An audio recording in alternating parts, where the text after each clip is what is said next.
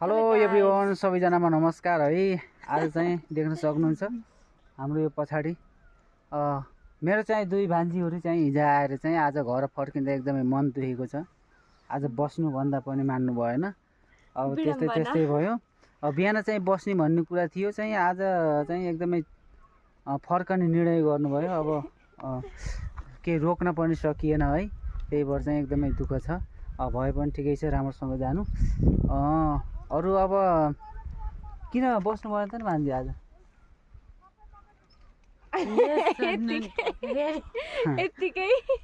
त्यही भएर चाहिँ हिजो पनि आउनुभयो, सिन्कीको झोल खानुभयो, तर एकदम दुःख भयो। आज चाहिँ एकदम राम्रो तरिकाले खुवाम्ला भन्ने चाहिँ प्लानिङ थियो। उता माछा पनि आएको थियो, माछा पनि लिएको छौँ। र यो भान्जी नहुँदा चाहिँ अब खल्लो लागेको छ। त्यही पनि ठिकै छ, शुभयात्रा राम्रोसँग जानुहोस्। त्यही भएर चाहिँ अब के भन्न चाहन्छु, घरमा पनि मम्मीहरूलाई चाहिँ एकदमै सपोर्ट गर्नुहोस्। मम्मी चाहिँ मेरो दिदी है गाइस। त्यही भएर चाहिँ भान्जीहरू चाहिँ जाँदैछन् अब शुभयात्रा है। के भन्न चाहनुहुन्छ क्यामेरामा?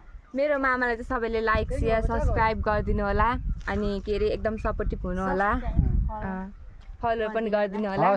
Thank you guys, love you. Thank you, love you.